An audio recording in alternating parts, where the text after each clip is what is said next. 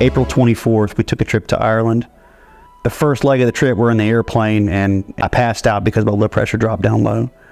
I don't know how low it went, but I know that when I came back to and they checked it, it was around 70-50. We essentially ended up having a medical emergency on the plane. We got lucky. There was a nurse practitioner, a fireman, a paramedic on the plane. And we were also advised they don't normally keep medical staff on the plane. We just happened to get lucky and these folks were there. I ended up passing out a total of 3 times. First time was an hour and a half into the flight. It was, a minute or so, I guess, passed out. The second time was about 30 or 45 minutes later. And then it hit me again, probably another 30, 45 minutes after that. And I never really snapped out of it after the third one. They put me on an oxygen. They wheeled me to the back of the plane. They laid me down on my back, started an IV in my left hand. I still have a big scar here on my hand from it. But they had to dig around to find it. You're on an airplane, and it was kind of crazy. But my wife has pictures of me with, laid out in the back of the plane and pretty much out of it. I looked like I was not really there, and I wasn't. I didn't really care at that point. But they asked me, they said, do you guys want to land in New York? We were going over New York, making the dog leg for Ireland. And they said, we can land the plane, do an emergency landing if you'd like. And I looked around the plane, and I was staring at 300 angry faces. And it's unfortunate, but, I guess you could say I was willing to die than inconvenience them. So I said no. So let's go on to Ireland. Not only did they have me on the oxygen, they had to have a guy stand in the aisle of the plane, in the aisle, with my feet above his shoulders, with me on my back in the chairs, to keep my blood pressure elevated enough to keep me coherent. It's crazy. We land in Dublin, and they transported me by ambulance straight off the plane. I was essentially smuggled into Ireland. I didn't even get my passport stamped. I went straight off the plane, straight to the hospital.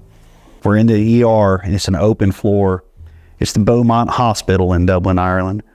And there's 30 beds, rail to rail, throughout the place inside. There's just an open floor. Like, this guy beside me was just hacking up his lungs and coughing and crazy.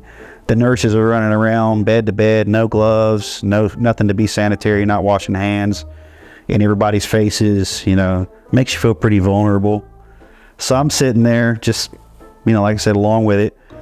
They didn't come up to me, talk to me, nothing. They ushered me into a hallway where they took a chest x-ray really quick and sent me back. And I sat there for another 3 or 4 hours. And then they came up to me, and a neurologist pulled me into a room for an interview where I was essentially interrogated. It was him and another guy. My wife came in with me, and there was 3 cameras in the room on me, in a hospital, in a room with no windows and 3 cameras. And they're asking me questions about what happened on the plane, specifically how did I pass out, what had occurred. I didn't know. All I knew was I went out. But it seemed like maybe they didn't believe that what had happened had really taken place, like I was maybe just making it up or something. I was on the no-fly list at that point. So I knew I wasn't going to get back on a plane to go home. They talked to me. They kind of dismissed everything. They said, go ahead and talk to your doctor when you get back home. And he left. I got sent back to my bed in the ER. I sat in there for probably another 6 or 7 hours. And then, they came by and gave us some food. But I told my wife, I said, look, they're just ignoring us. They're doing whatever they want to do. People are going in and out. We're just sitting there. We're not getting anything from anybody. And I said, look, we could just get up and leave. I said, I feel okay. That's the guy in me that just doesn't care to go to the doctor. I feel okay. Let's just go. And I said it for about an hour, and I was at the verge of getting up and leaving, and a doctor walked past, and I said, hey, what do we have to do to get out of here? You guys aren't doing anything. We're just sitting here. You got your hands full. It's obviously not going to work out. What do we have to do? And he's like, I'll get somebody over to you. About another 30 or 40 minutes later, a guy walks up to get his check in the box, goes ahead and checks my blood pressure, goes ahead and tries to draw some blood, checks my pulse rate. fills out his little sheet. Vital signs that you get when you walk in an ER immediately here in the U.S. They didn't get from me till I was 13 hours into the emergency room visit. Doctor walks up and gets my email address. And he says, you're good to go. I said, what do I get some sort of documentation? I'll email it to you. I said, okay, so the exit is this way? He says, yeah. So we got up and walked out of the hospital, called a taxi, took us to our first hotel. Our trip to Ireland was supposed to be from April 24th to May 8th. It was a 2-week trip. We paid for it up front, all the hotel accommodations, all the tourist stuff that we wanted to do. We took a taxi to the hotel. We get there, some of the stuff was hotels, beds and breakfasts and all that. We get there, our luggage is there, and it was a 5-star hotel, and they were nice enough it was already in our room. They already had our luggage in our room when we got there. So we checked in, continued with our trip. Throughout the course of the next 2 weeks was stressful. It was a nightmare. Not knowing how you're going to get back home, back to the U.S. How are we going to get home from Ireland? We don't know. We're relying on a travel insurance company that we paid for trip interruption and travel assistance for. We're relying on them to accommodate us in finding travel to get home. And I contacted them, my travel agent, and we got it kicked off, a claim. And they start asking questions and requesting documentation from the hospital that I don't have. And it turns into a big ring game between the hospital staff, administrator, the travel agent, the insurance company. It just round and round. Insurance company wants documents. Hospital says, sorry, we can't locate the staff. They were all on call this day. We're trying to get them all in to get, your documentation together to give to you. It was 2 or 3 phone calls daily between all of them for about 2 weeks. The insurance company asked me to go to doctor's offices. They said, can you go to a doctor's office and get a fit to fly form filled out saying that you're not fit to fly? Since the hospital won't help us out, if you can get that, we can work with it. I said, okay. So we went to a doctor in the first place we were at. I think we were in Kilkenny when we went. And we walked in the doctor's office, and the lady behind the counter, it's just, the doctor's office was essentially like this, like where we're sitting right now. It was just a little hallway going in, a little window with one person behind it, and then there was a little waiting room with 3 people sitting in chairs, and you couldn't see anybody else. It was all behind one door. And the lady says, how can I help you? And I said, look, I've got a crazy situation. I'm stuck here. I need a fit to fly form filled out so I can get travel assistance to get back home to America. And she goes, oh, so you're not sick? And I said, no. She says, are you a resident here? And I said, no. And she goes, sorry, we can't help you. So out the door we go. I looked at Tiffany and I was like, this is ridiculous. So we walk out the door. I hopped on the maps location where we were at. I had an international phone plan, so I could use my phone while I'm there. And we ended up walking a couple blocks around a corner. We got a recommendation to another place. We got over there, and the front door was locked with a buzzer. So I hit the buzzer, and the lady comes, and she cracks the door. She doesn't even open it all the way. She just cracks it. She opens it like that much. And when the door opens up, she goes, yes, how may I help you? I said, I need to see a doctor. This is what I've got. I explained the whole thing to her, and she goes, so you're not a resident? I said, no. She goes, we have no availability. Sorry. Close the door. I said, you gotta be kidding me. Okay, well, that's 2 for 2. All right. So then I said, I'll call the travel insurance company, tell them what we're running into. It's not working, see if they have another idea. And it just kind of went back and forth for another 4 or 5 days. And then I think on the second to last day we were there, we were in Dingle. They had called us. I spoke to, I had one guy handling my claim.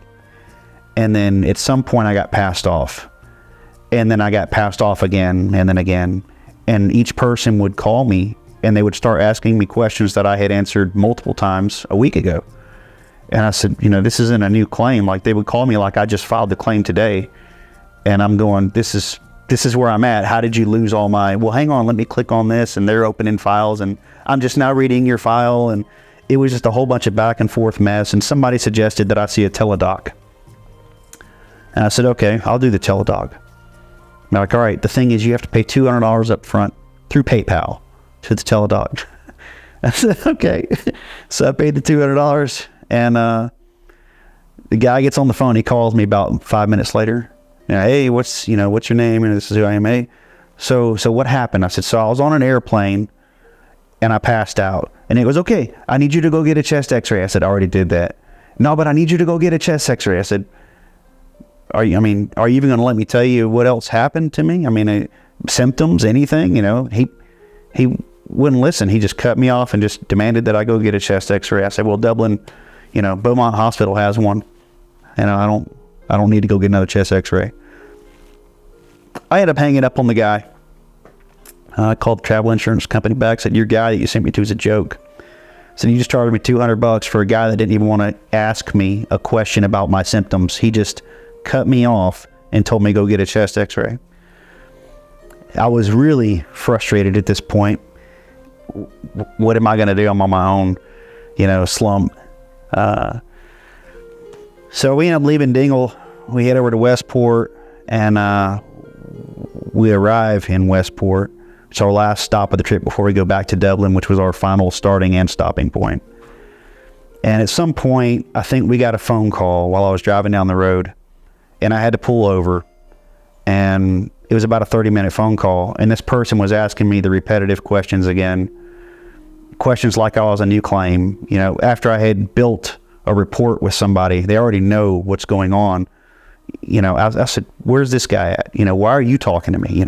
Why don't you find this other person and let me talk to them again? And anyway, I ended up finishing the phone call with them and hanging up. And I looked over at my wife and I said, we're on our own. I said, we are on our own. I will say there is one key factor here, a very important factor. If you don't have money and you're stuck in that situation, if you don't have something in the bank, it will be life-changing. You can ruin your life and be stuck somewhere or deal with something that's insane. We did go to the U.S. Embassy. When we were in Dublin, we stopped by the U.S. Embassy, and we attempted to get some travel assistance from them. And the best they could provide at the time would have been to put me on a flight with a medical staff to get me home. And I told the lady, I was like, I'm going to go unconscious. You don't understand. I can't. I think it was a combination of medical condition plus meds and whatever else. I don't know. And so we, right then, that night, 3 nights out from the last day, I hopped on the internet, started looking for ways to get home. And after multiple boats and other things, we ended up coming across a ship. I call it a boat. People chuckle when I say that. And I always say, yeah, we took a boat home, and people laugh about it. It was a transatlantic ocean liner called the Queen Mary 2. It's based out of Hamburg, Germany. So the next float from the Queen Mary 2 was going to be May 16th, and it would arrive in New York on the 26th. So our trip ended on the 8th.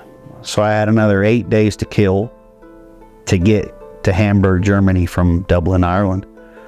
I went ahead and booked the boat. It was like $7,000 for the boat. And because that was the most important thing was, okay, cross the water. How do we get back? So the boat was a done deal. There was only 2 rooms left on it. And when I found it, and it was like, if we don't book it right now, we're going to be stuck here. Anyway, I booked the boat. We finished our trip into Dublin. When I got into Dublin, turned in the rental car. I extended the hotel stay one more night to the 9th.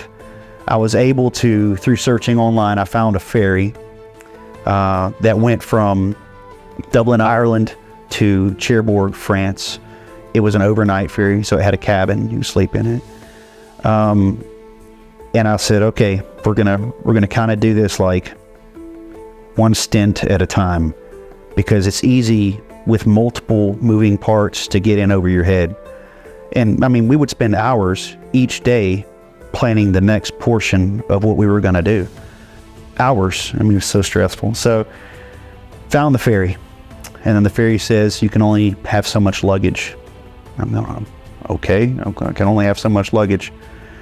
So the last day, we went to the post office, and I packed a bag, put stuff in a box, and I spent $220 and mailed home a bunch of clothes and some things that I had brought with me, because the boat wouldn't let us carry it. They said only what you can carry in 2 hands. So we each had 2 bags, and I would have had a backpack and then some other stuff, and so we just had to ditch it all. So mailed the stuff home, caught the ferry to Cherbourg, France. I also, before we caught the ferry, or actually I think when we were on the ferry, we said, all right, where are we going to stay? How do I get from Cherbourg, France to Hamburg, Germany? And the most direct route wouldn't have been, I was looking at cars, buses, trains, and I said, all right, the most direct route that makes sense is to take a train. We catch a train. I booked a train from Cherbourg, France to Paris, France. And before that, I booked a hotel in Paris. So we ended up taking the train, a 4-hour ride after we get off the ferry. Ferry's an overnight ferry. Train, 4.5-hour ride, get to Paris, stayed in Paris for 2 days. While we were there, we had to figure out, okay, what's the next train, the next leg to get closer to Germany. We got, 4 or 5 days left. We're like, all right, we're going to stop in Frankfurt, Germany. The train goes right through Frankfurt. So it's another 4 hours to Frankfurt. We're going to stop there. And so I booked a train to Frankfurt. On our checkout, we were taking Ubers between the hotels to the train stations. So yeah, I booked a train to Frankfurt, booked a hotel in Frankfurt. We finished our 2 days in Paris, hopped the train, went to Frankfurt. We get there, same thing again. Take an Uber to the hotel, figure out how we're going to get to Germany, which was train again. It was straight shot from there. It was another 4-hour train ride. And then it was close to the hotel from the train station. We ended up catching the train. This is the last train. This train, they overbook intentionally. They overbook the train, and you're not guaranteed a seat on the train. So we ended up booking the train. We get on it, and we've got tickets that have no seat numbers. And it was like this last leg of the trip was, I want to say it was like $400 or $500 just for this train tickets. And if you buy the train ticket 2-3 weeks out, it might only cost you $60. But buying it the day of, it was like $400 or $500. So I bought the train tickets. We get on the train. There's no seats. Or we sat down in seats, and somebody came up and said, excuse me, you're in our seats. And I went, well, there's, I don't have a seat on my ticket. Yeah, well, we do here. I'm like, oh, you're right. It's your seat. So we got up. And then we just found another seat that was empty and sat down. And someone else come up and said, hey, you're in our seat. So then we get up and we're standing, all the seats filled up. And then I noticed everybody sitting in the floors, in the aisles, and then sitting like between the junction of the train cars, like at the tail and the front of each one, there's like a little space between that connects. There'd be 5 people standing in there. And there's a person that works for the train, a conductor, I guess, or whatever. They walk around with a little iPhone it's got a scanner on it, and they scan your tickets. And she walked up to us and goes, hey, do you have your tickets? And I said, yeah, let me ask you something. I said, why do I not have a seat? And she goes, oh, sorry, we overbooked the trains. You overbooked, like that's just okay? She's like, yeah. I said, this is ridiculous. I said, I paid, several $100s for a ticket, and I don't even get a seat. She's like, no. So I said, well, it's a 4.5-hour ride. We stood there for the first, 15, 20 minutes. I took a couple pictures. Every part of the trip, we had pictures. I took a picture that you could tell the story told from my face on the train. I posted it on Facebook. And I swear, I told Tiffany, I said, this is the opportunity. This is something that I might end up in the next episode of Locked Up Abroad. I was about to make a scene. I was very angry. Some kid, I say kid, probably 17, 18 years old. He's sitting with a buddy in a chair on the train. And we are laying on the floor in the cargo. Like there's a shelf made of tubing that you set your cargo up on, and you could roll it under it and then put it on the very top. And we took the luggage out from the bottom and put it up high, and we sat on the floor up underneath the bottom shelf of this compartment. I got pictures of me laid down underneath it. And while I'm laying there, I looked over my left shoulder, and this 2 teenagers are back here looking at us and giggling. Triggered me. I want to say I wasn't ugly to him, but I asked him, I stood up and actually asked him, I said, you know, I paid several $100s for a seat, and you have a assigned seat for whatever little amount you paid. I said, I'll tell you what, because he was laughing, I said, I will give you right now what I have in my wallet. And I pulled out, I bet there was $600-700 bills. I said, I will give you all this for your seat. And the look on my face while I was talking to this kid, I think he was in shock. He was like, and just kind of turned the other way. And I was like, put my wallet back in my pocket and climb back underneath that thing. Anyway, we get off the train. We get to the last, before we get off the train, there's a last stop. It's 30 minutes out. People get off the train, seats opened up. So we climb in a seat, and this lady ends up sitting by us. I think this was actually in Paris. We got a ride from the lady that was sitting, because we didn't know where we were going. We told her our story, and she felt bad. She's like, I have a car. I can give you a ride to wherever you need to go. And Tiffany's like, Adam, people get taken like this. And I'm like, you know, I'm retired police officer. I'm sitting here and I'm thinking about it. And I'm like, well, I know all the signs and the flags and everything else. I think we're good. We'd take a ride from somebody. So we finally make it to Hamburg, Germany. We end up having to go get a suit for me, and she had to have a dress. And the boat has a dress code. So it's formal, very formal. And there's 3 nights for sure. They call them gala evenings. And it's going to be like masquerade, black tie, tuxedo type deal. And I told her, I said, well, you know, even in the common areas, aside from those nights, it's smart business attire. You can't just walk around in shorts and a t-shirt. Even on your way to the pool, they want you in something. So it's kind of out of our element, a little too ritzy for us, but it was our way home. So I went and bought a suit and bought her a dress and got some shoes. And it's kind of funny because I'm not a small frame guy, and this is half of America right here, at least. The largest suit that I could find in any place of multiple places that I went to, it fit me. I could get it. It was a little tight, but I could get it to fit me. The largest suit, but it was too long in the wrists, the cuffs, the pants, everything. So then we had to rush to a tailor and get it overnight tailored, and pay extra money for that, and then get the suit picked up and then make it to the boat. The Queen Mary 2, and we end up on this boat. It's a 10-day float. Started heading across the Atlantic Ocean towards New York. They play Celine Dion, My Heart Will Go On, for the music trivia, the theme song for the Titanic movie. And we're pretty much approaching where the Titanic was, and I'm like, you're gonna play that song, like, and we're on a boat in the Atlantic Ocean? And people in the group were like, you know, it was just weird. We make it across. We played some board games to kill time and all that. We made it across. We only had one rough night at sea. That was eventful. But a boat rocking, if you haven't been on one, a big one rocking. I've been on a few. When I was in the Marine Corps, I was on one.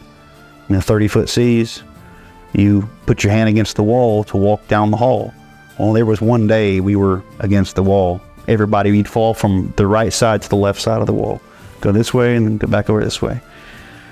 Anyway, we get to New York. I paid for a rental car. And it was through Hertz. It was through Hertz rental car. And I paid for the rental car, and because when we got there, it was, I think it was Memorial Weekend, they took advantage of it. The rental car was $1,800 to get from New York, just to have it for 24 hours. And of course, it was It was booked because we arrived on a Friday. It was booked for Friday, Saturday, Sunday, Monday because of the holiday weekend. I went to get the car. They opened at 8 a.m. and we arrived at 7 a.m. We were the first ones because the boat got ported at 6 a.m. So we were the first ones at the rental car place. Now, before I just paid for this car, I checked Enterprise, I checked Budget, I checked Alamo, I checked every rental car company you can imagine. They were all sold out. There were no availability to rent a car, and Hertz had like one SUV left. We sat there for an hour waiting on the doors to open, and when the doors finally did open, we came in and signed in and all that, and there was probably 10 or 12 people in line behind us at that point. Our car wasn't there. So we sat and waited for another hour and a half, and finally they came pulling and said, "Hey, this is your vehicle," and they gave us a Ford Expedition. It was disgusting, like nasty, right? And it had been wrecked in the front and back. Somebody had hit it on the front and back, damage all around it.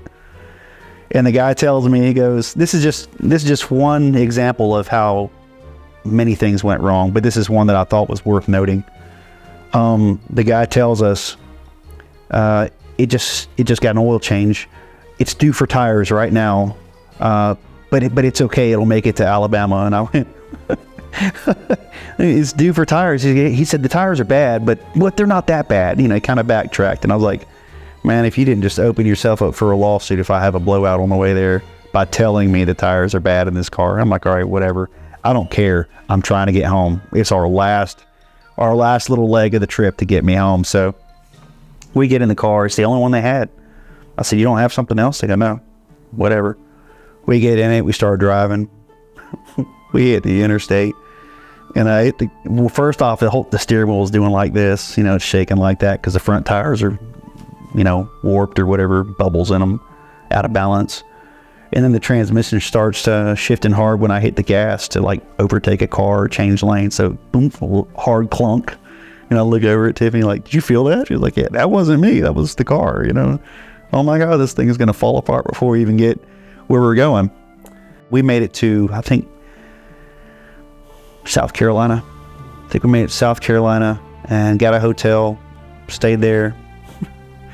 They were having a party or something. I don't know. We pulled in the parking lot. We go walking inside the hotel, and the whole place reeks of marijuana.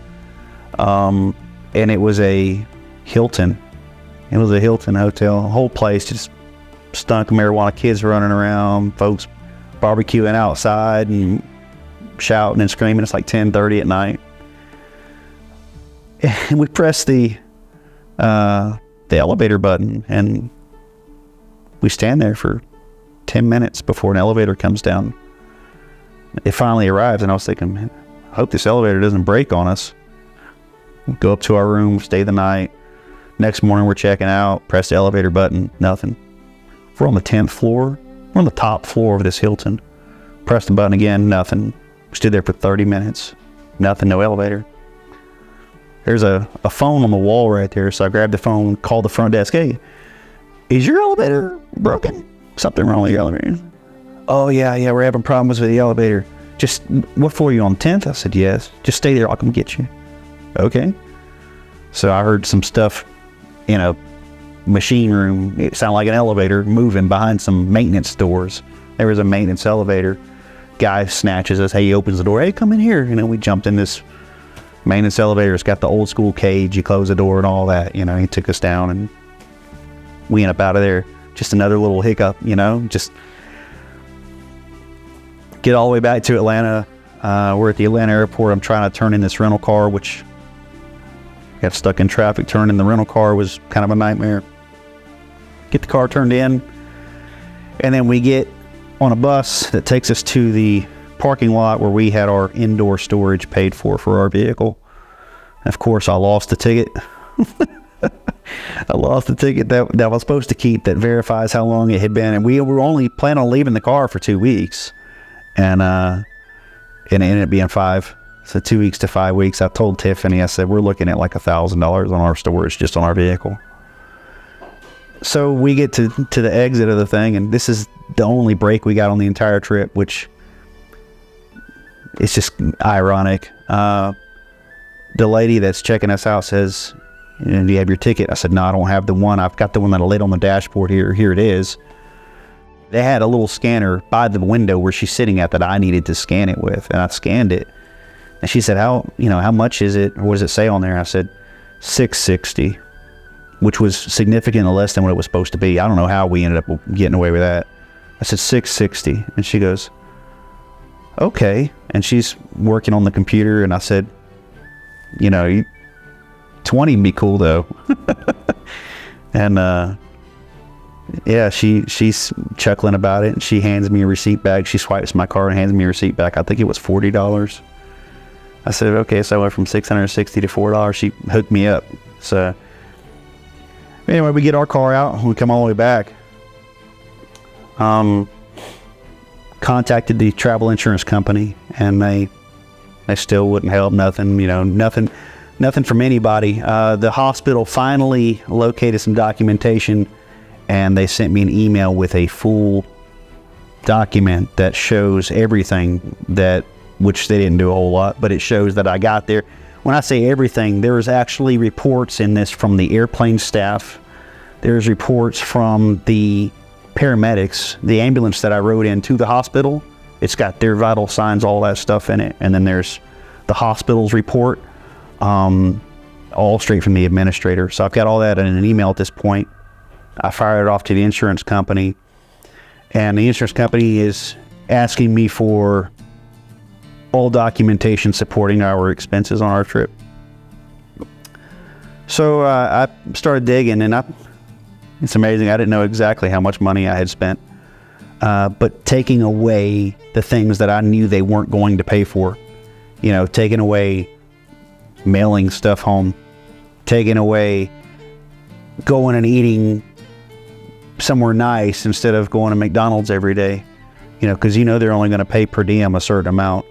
I knew they weren't going to pay for the suit. I knew they weren't going to pay for her stuff. I figured they might try to find a way to weasel down in the price on the boat, but it was the only room left. I didn't have a choice. Rental car stuff, there was a lot of stuff to be paid for. But anyway, it ended up somewhere, I was right around $20,000 on what I could actually claim.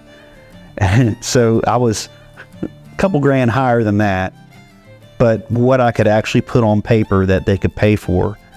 Along with that's with physical receipts.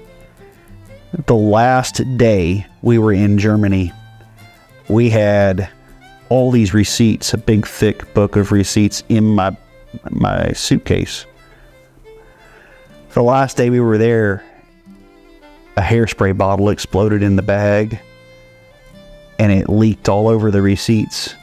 And probably a third of the receipts, the hairspray, I guess the alcohol in it or whatever, it wiped all the receipts. They were blank paper. So I lost a third of the receipts. So from what I could prove, we had 20 grand on paper. And the insurance company, they actually did cut me a check. It was for $6,800 and sent it to me. And that was to cover some of the boat and some of a hotel or two and some food. And I ended up, I told them, I called them, we went back and forth on it. They didn't want to work with me. I paid for $100,000 in coverage. So we filed suit against the company, and that's still in the works, but we filed lawsuit against travel insurance company, and now we're just awaiting the outcome of it. So I decided to go ahead and start documenting the process. I was thinking about it because I think what really kicked off was when I got home, I made these posts on Facebook, and social media kind of blew up. Folks started following and being concerned. It got way more attention than what I thought it would. Some folks wanted to do some media coverage on it. And, because I was kind of left out to dry by the insurance company, I decided to do the lawsuit, so the media coverage thing can't really happen until the lawsuit's done. Every little thing that we had go wrong, it's going to be difficult to remember it all. Like even right here, I skipped over a bunch of stuff. I could go back and repeat it, but it takes time. And I said, the best thing I could do is document it. So when we got to Ireland, Tiffany was making daily posts on Facebook. This is what we saw. And she'd drop 20 or 30 photos. This is what we saw today. This is what we did today. This is where we ate. And I was able to go back. I said, if I end up in a lawsuit and I end up having to go to trial or whatever, it's nice to have it documented. So it started out as a documentary. And then I said, I'm just going to write a book on it. So yeah, I started. And at first it started out with, kind of boring, just like a documentation. Today we did this and this is what we did. And then I stopped, after the first couple pages, and I said, I think I'm going to go ahead and elaborate on this. And so I kind of went back and started adding more to it. And then I said, okay, I really do have the makings here of writing a book. So I've been on the computer for the past 2 months, a couple hours every other day, just writing. And what I'll do is I'll go to social media. Everybody knows everything is documented on the Facebook page. So I'll go to social media and I'll look at the day and see what we did. And I'll go back and in chronological order, put it in this book, and I'm just typing out what we did. We woke up, we made some phone calls to travel insurance company. We spoke to travel agent. We did this, we ate that. And then, of course, through the process, when they demanded receipts, when I first got home, I took all my credit card statements, debit card statements, all that, and whatever cash receipts I had, which we didn't do a whole lot of exchange money over there. I kept U.S. cash on me for being in the U.S., traveling to and from where they might take, U.S. currency. They didn't take it everywhere. So I just used card mostly. But I was able to look at that timeline on the card between the time frame that we were gone, and it would put also a chronological order with everything that we did and where we went between my Discover card, my debit card from my bank, and then I had this wad of receipts from cash stuff and from whatever else. And I just laid them all out, put it all in a folder, itemized everything, put it on a Word document on the computer. So now, I think today I'm only on the last day in Ireland. I'm talking about the trip in this book. I'm only on the last day in Ireland. I still got 3 more weeks to talk about. I'm 2 months into it. And that's, that's being specific. All the little nightmares and little things that didn't work out. I mean, I know it's hard to believe that nothing can go perfect. But let me tell you, the trip of a lifetime that we had planned for years, and it was an absolute nightmare. And before we even got home, it was we just want to get home. That's all it is. I just want to get home. And since we've gotten home, after we got home, it was I need a vacation.